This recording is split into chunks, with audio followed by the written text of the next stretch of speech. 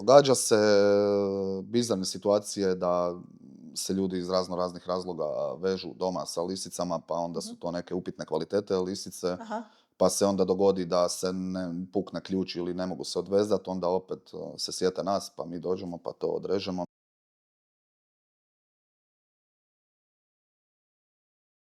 Ja sam Marko i ja sam vatrogasac. Kako ste odlučili postati vatrogasac? Pa zapravo sam se uključio u to volonterski u dobrovoljnom vatrogasnom društvu, vidio sam da je to posao pun adrenalina, uzbudljiv i onda sam odlučio upisati vatrogasnu školu. Mhm. A to vam je bilo bitno, adrenalin na Pa poslu? da je Jeste taj tip. dinamično. Mhm. I jel to ispunilo vaša očekivanja, taj posao? Pa je. I više ili? Pa da, još ispunjava. I recite, evo, kako jedan dan izgleda? Evo, ne znam, jučer, prekjučer, kad ste radili, kako to izgleda? Pa mi zapravo radimo šablonski, odnosno cijeli dan nam je zapravo propisan pravilnikom. U smjenama smo od 7 do 19 ili od 19 do 7. Radni dan nam počinje ujutro u 7 sati. Od 7 do 8 pregledavamo vozila i opremu. Od 8 do 9 je jutarnja tjelovježba. I od 9 do pol 10 doručak. Nakon toga neke vježbe do 1. Onda je ručak, popodnevni odmor i onda daljnja teoretska ili nekakva nastava. Cijela postaja je dakle ozvučena i imamo te svjetlosne i zvučne signale. Dečki u dispečeri kad prime dojavu uzmu sve potrebne podatke, nakon toga nas tim zvučnim i svjetlosnim signalima alarmiraju i di god da se u postaji nalazimo, na nekim radnim mjestima, jedinicama, moramo u roku 1 minutu izaći na intervenciju. Jeste vježbali to koliko brzo se obučit Pa sve? to najčešće čim dođu novi dečki, onda je prvih Mhm. nekoliko dana, tjedana kak odluče voditelji, se rade baš takvi tipovi vježbe. Mhm. A po noći se spava, na primjer, i tako isto krene? Noćna smjena nam je isto kao i dnevna, ajmo reći u nekoj šabloni. Od 7 do 8 se uvijek pregledavaju vozila i oprema, onda od 8 do 10 su najčešće taktički zadaci, odnosno nekakve vježbe unutar kruga postaje. Mhm. I nakon toga je noćni odmor do 6 sati ujutro. Mhm. I onda, i kako to izgleda kad čujete te signale, a vi spavate? Pa Odmah. nikad zapravo na poslu ni ne spavamo da je to san kao kod kuće, tako da odmah se dižeš iz kreveta, ni ne spavamo mi u pidžamama i spavamo obučeni u radnu odjeću i samo doletimo dole i obučemo se dole, uvijek sve spremno, sjedamo u kamione i idemo.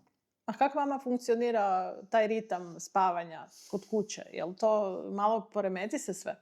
Pa najčešće ne, poremeti se u slučaju kad smo noćna smjena, pa onda kad bude ili puno intervencija ili neka zahtjevna intervencija, onda dođeš doma jako umoran i onda odeš na spavanje pa malo zamijeniš to noć dan, Mhm. ali inače navikli smo. I koliko godina vi radite sad u postaji? U javnoj vatrogasnoj postrojbi grada Zagreba sam sad 4 godine. I šta bi nazvali najzahtjevnijim operacijom do sad? Pa ne znam, fizički najzahtjevnije je gašenje požara visokih objekata na višim katovima, to je stvarno fizički iscrpi čovjeka, a ima i s psihičke strane raznih. Kažete na visokim objektima, a kako se fizički iscrpite? Vi zapravo ste na onoj kao nekoj dizalici ili? Ne, to je autoljestva, ali bez obzira na tu autoljestvu, mi dok gasimo te neke više objekte, stanove najčešće, na recimo 7. 8. katu, do tog 7. 8. kata cijevna pruga ide kroz stubište. Tako da ljudi, to vatrogasci moraju vući te cijevi po stubištu do određenog kata, gdje onda još dvojica sa voditeljem ulaze unutra gasiti. Aha, da, to je fizički teško, baš fizički. Fizički je Da. zahtjevno, treba to sve donijeti do gore, sama naša oprema ima preko 25 kila, ova osnovna koju nosimo, tako da I dim je tu, jel? tu je dim najčešće tek na tom katu di treba gasiti, naravno na katovima iznad, ali uvijek ima i To kad ste sad kod toga, dajte recite, je li bolje ići kroz prozor kad krene požar u stanu ili na vrata? Kak je to? Pa ako je požar na 8. katu, onda prozor isključujemo odmah. A ako je baš u vašem stanu požar, onda je najbolje se evakuirati naravno i najbitnije je zatvoriti vrata za sobom, da taj požar ne dobiva kisik, da se ne širi dalje van. Olakšat ćete nama posao. A ako ne A, možete kroz vrata? a ako ne možete kroz vrata, onda je najbitnije što prije nazvat nas, zatvoriti se možda u neku prostoriju koja nije zahvaćena požarom, zatvoriti obavezno ta vrata. Ako imate možda ručnike kakve, krpe ili nešto, stavi dolje ispod da vam dim ne ulazi u samu prostoriju. Eventualno otvoriti prozor i dozivati pomoć izvana, da ako vi niste stigli nazvat, da ljudi koji prolaznici vani da vas uoče i da nas nazovu, da nam daju potrebne informacije kako bi mi došli i onda ćemo, kad mi dođemo, onda je već lakše. Da, da. A recite, šta ovo kad kažete da imate i psihički naporne stvari, koje bi to bile stvari? Pa ima dosta smrti u tom poslu. Najčešće su nam te intervencije otvaranja vrata stanova di na zahtjev zapravo policije mi dođemo i kolegama otvorimo vrata da bi saznali što se uopće unutra dogodilo. Najčešće su to možda neki starije osobe starije životne dobi koje su uslijed prirodne bolesti ili nečeg drugog preminule i onda nakon par dana, mjeseci ili nečega, kad susjedi skuže da već dugo nisu vidjeli susjeda ili u slučaju kad se već miris počne vani osjećat, onda mi dolazimo i otvorimo ta vrata i onda... Jel se sjećate vašeg prvog puta toga? Pa i ne. Nekak Uvijek čovjek... je, pogotovo tek kad se dođe, uvijek je iskusniji kolega s vama i onda samo treba slušat njega i to je to. Da. I onda on odmah veli, gle, nemoj ulaziti unutra, ne znam, ili smrdi ili ovo ili ono. Ne ulazimo unutra, otvorit ćemo, pustit ćemo policiju unutra. Vi zapravo samo otvorite vrata. Da. Isto kao i u saobraćajnim nesrećama prometnim. Vi zapravo ljude izvučete iz auta, jel da, ako se nešto... Pa mi zapravo, da, izvlačimo ljude van, ali je naš primarni zadatak omogućiti prvenstveno liječniku ulazak unutra, pa onda u suradnji s njim zapravo sa liječnikom on odlučuje na koji način i kako ćemo odraditi to. Jel imate nekakvu situaciju kad ste tako nekog izvlačili da ste ga spasili, da je možda bio pri svijesti? Pa u većini slučajeva zapravo. Pogotovo tu u centru grada nisu to nikad tak neke, ne nikad, ali rijetko su neke divljačke prometne intervencije, kao na primjer na autocesti. Kolege iz Novog Zagreba imaju dio autoceste, pa onda vjerujem da je njima puno gore. Recite, šta ste, imate nešto u poslu što niste očekivali da ćete raditi kad ste kretali? Pa i ne bi rekao. Ne znam, tak radimo, tako smjenama radiš ono kaj ti se veli i to je tak najbolje funkcionira. Aha, dan po dan živite, znači. Dan po dan imaju ljudi koji određuju kaj će se raditi i u koje vrijeme, tako da samo se tak radi. Ima naravno iznenađenja, nisam znao za te neke stvari, da na primjer toliko ima tih otvaranja vrata stanova. Znao sam da se to radi, ali nije mi bilo ni u snu da... A koliko često? Mislim, pa to sad stvarno nemam taj podatak, ali na tjednoj razini nekoliko puta. I to su većinom stariji ljudi, jel? Pa najčešće da. Evo sad je bila nedavno požar Vjesnika i vi ste bili tamo, svi su bili tamo, ali tako vatrogasci zagrebački? Smjena koja je bila aktivna je odmah izašla na tu dojavu, a moju smjenu, znači prvu smjenu aktivirana je smjena ja mislim oko ponoći, nešto iza ponoći. Su nas zvali iz centra veze da se pojavimo na poslu. Aha, znači i to postoji ta mogućnost da vi ste doma i oni kad vas zovu vi dođete? To je jako rijetko, ali se zna dogoditi kad su baš tak neke situacije koje je nemoguće odgovoriti sa takvim brojem ljudi. Da, da. Iako je to najveći broj ljudi moguć u Hrvatskoj, Zagreb ima najveću postrojbu, 5 postaja, jako puno vatrogasaca, ali čak ni tu nije moguće intervencije takvog obujma i koje toliko traju odraditi sa samo jednom smjenom. I koliko to ljudi je otprilike bilo u jednom trenutku tamo najviše? Pa mislim da u prvom trenutku je sigurno bilo nekih 50-60 ljudi, a onda poslije nas je još pozvano nekih 60 da dođemo. Onda smo došli u postaju, popunili smo postaje, u 5 ujutro smo radili smjenu sa kolegama koji su bili praktički cijelu noć na Vjesniku. Oni su se vratili u postaju da budu zaduženi za, ajmo reći, ostatak grada, a mi smo preuzeli požar na Vjesniku. Onda je ujutro došla još jedna smjena, pa su nas onda tak rotirali da cijelo vrijeme praktički možemo svježi to odraditi, jer je to bilo jako naporno. Da, najvažnije je zapravo ipak biti odmoran, jel da, kad se to radi. Moraš biti jako koncentriran. Pa da. I pogotovo Vjesnik je 15-16 katova. Isto se vukle su te... Isto su se vukle cijevi, samo je bilo dodatnih problema, jer pucala su stakla, naravno topline, pa padne to staklo, pa probuši cijevi, pa onda zamijeni cijev, pa ovo, pa ono. Bilo je jako puno uopće unutar objekta mlazeva koji su gasili. To je onda jako puno ljudi, po dvojica je jedna grupa, bilo je naporno. Vi imate i neku slušalicu u uhu ili kako to? Nemamo slušalicu u uhu, imamo radiostanicu na džepu, na ome, pa s njom komuniciram. I recite ovako kad gasite požar, znači ima taj dim je, pa vrućina je isto, jel, velika? Kako to se čovjek... Mislim, vi imate zaštitno odijelo, osjetite? Pa osjeti se, naravno, to odijelo nije baš tako čudotvorno kako ljudi misle, ali pomaže, sigurno da pomaže, ali temperature djeluju na čovjeka, naravno iscrpljuju, puno je tu znoja, dehidracija, treba se hidrirati cijelo vrijeme, treba razmišljati. Na kraju krajeva zrak koji dišemo isto nije beskonačno, traje nekakvih 30 minuta.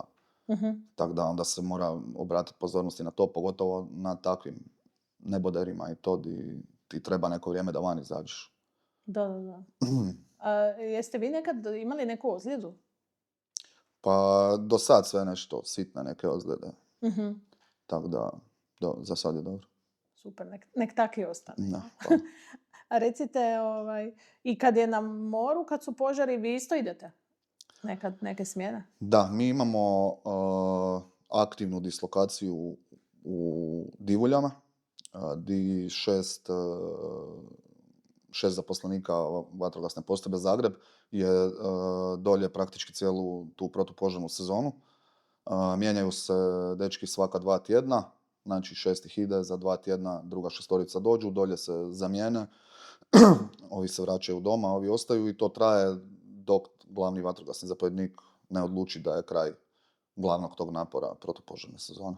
To najčešće bude od nekog možda 15.6. do 15.9. Jel imate osjećaj da vi nemate puno vremena slobodnog? Ili kako vam se čini?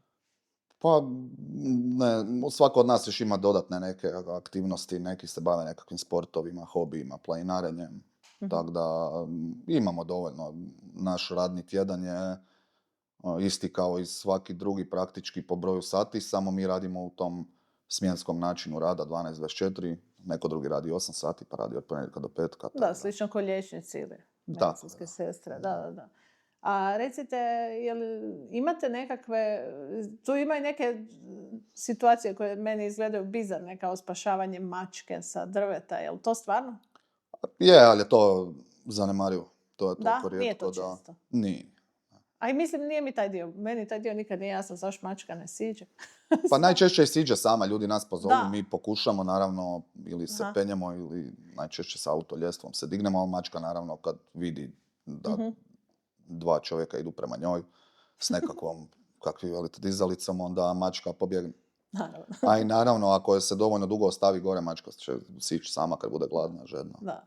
A čujem da ima i nekih onak situacija, ne znam, da se ljudi sa lisicama To sam čula da je dosta često. I prstenje da im nešto zapne. Šta se to događa? Da, događa se bizarne situacije da se ljudi iz raznih razloga vežu doma sa lisicama, pa onda su to neke upitne kvalitete lisice, Aha. pa se onda dogodi da se ne pukne ključ ili ne mogu se odvezati, onda opet se sjete nas, pa mi dođemo, pa to odrežemo, da oslobodimo. Je li im neugodno?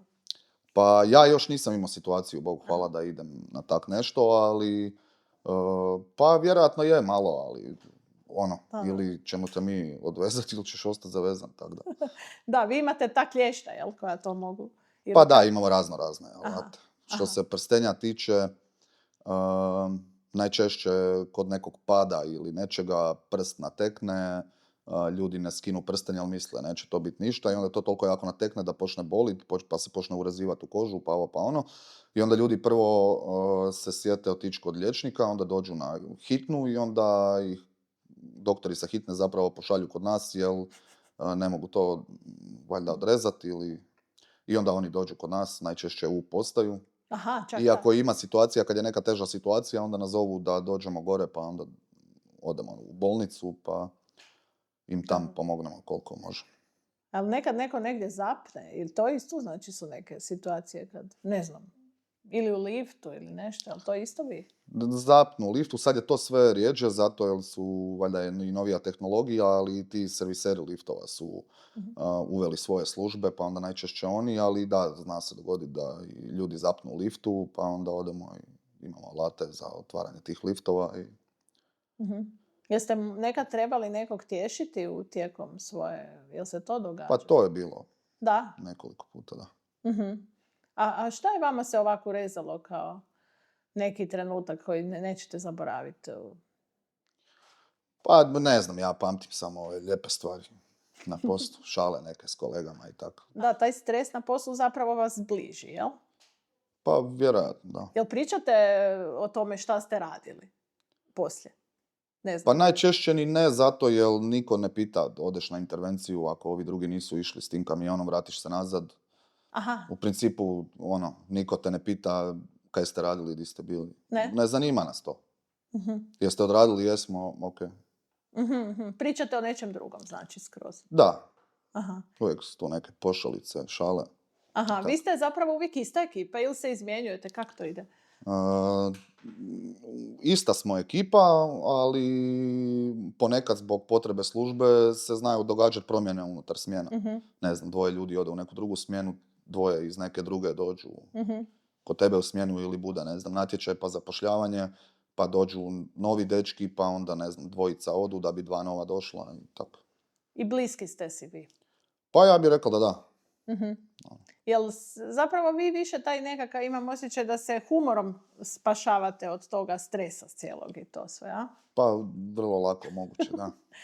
Jel jel imate vi neku psihološku pomoć kad, mislim, ipak je to dosta sve teško? Pa ja do sad nisam imao potrebe za tim, pa iskreno da vam kažem, ne znam. Vjerojatno postoji da se dogodi neka situacija, bi se mogli obratiti zapovjednicima koji bi onda reagirali, ali do sad nismo imali baš toliko tešku, ja osobno. A kako se vi zapravo opustite nakon tog svega? Naprimjer, sad imate neko veliko gašenje i sve, kako se opustite? Kakav je osjećaj zapravo nakon toga? Da li si onak pod adrenalinom pa ne možeš... Ma, najčešće je da čekaš tuš. Jer prljav si, zima ti je, ne znam, i onda kad se otuširaš onda je već puno lakše. Odemo na kavu poslije ili odemo doma, odmorimo, spavamo. Pa to dođe tako samo po sebi. Vi, nažalost, i nalazite samoubojice kad počine suicid nakon... Pa da. Koliko je to ovako vama nekako teško? Pa gledamo na to ko na posao koji treba odraditi. Odradimo to i to je to. Jeste nekad uspjeli nekog možda spasiti? Pa spasili smo puno ljudi, a sad baš suicidalnu osobu. Mislim... Često ako dođemo naravno prije nego se to dogodi, onda se uspije nešto napraviti. Najčešće tu policijski pregovarači odrade posao, ali u tom slučaju mi zapravo ni ne idemo. Mhm. Zna se nekad događa da idemo postavljati one uskočne jastuke, ali Mhm, mhm. to je jako rijetko. Da, da, da, da, da. Da, vi ste nekako uvijek tu i uz hitnu i uz policiju, nekako uvijek i vi ste tu kad je neka. Pa često smo na terenu Mhm. zajedno i sa odnosno ne često, nego sa policijom gotovo Mhm. stalno, a sa hitnom isto ponekad njima treba asistencija Mhm. u recimo prometnim nesrećama, a ponekad kad je neki požar, ako je požar stambenog objekta, ako je neko ostao unutra, čim ga nađemo, odmah se hitna zove Mhm. da dođe. Mi im pružamo pomoć samo dok ne dođu kolege iz hitne koji onda odrade zapravo glavninu posla što se tiče pacijenta. Vi spašavate i ljubimce, jel da, ako ostanu u stanu, jel odete i po njih, Pa jel? da, obavezno. Mhm. Imate i tih primjera da ste, A imamo, da, tog ima. jeste Bilo je, ne znam, u sretni centru jako. grada je bilo isto požar, pa gospođu smo izvukli van, imala je opekline i to jake, ali onda tijekom daljnjeg gašenja, pretraživanja, ono, pod nogom osjetiš nešto, kaj je to, ono, od krevet od psa, ne? Aha, ajoj, I onda je rekao, tu je krevet, to je vjerojatno i pas negdje. Na kraju su bila dva, ajoj, ali izvadili smo ih, nisu, aha, žive smo ih izvadili iznutra, onda su ih valjda kod veterinara aha. otvorili tako da To je preživi. lijepo, da. Da, lijep je osjećaj kad znate da ste nekog spasili, jel? Pa je, u Šestinama smo spasili psa pasmine, one Cane Corsova, mislim, Mhm. nešto. To je pas od 45 kila. Njega kad su kao dođi do prozora, našli smo psa, treba ga primiti, dečki koji su bili unutra. I sad dođemo nas dvojica do prozora, treba primiti psa, psu nikad kraja. Ogroman je, baš je ogroman. I uspjeli smo ga spasiti.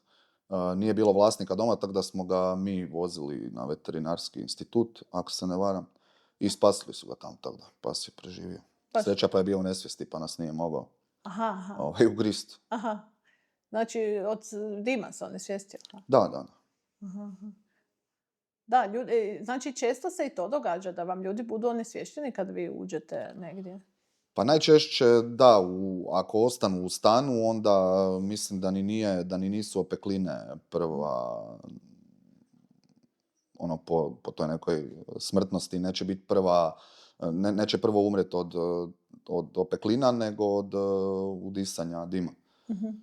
I 3-4 udaha je dovoljno da čovjek padne u nesvijest i onda je Da, da. gotovo. Samo 3-4. Da. Mislim, ovisno koliko je koncentracija, ali da. Aha. Najčešće ako je stvarno požar, onda... Da, ljudi, nažalost, baš imamo osjećaj da ne znaju te neke osnovne stvari koje bi možda im mogle spasiti život. To nas niko ne uči.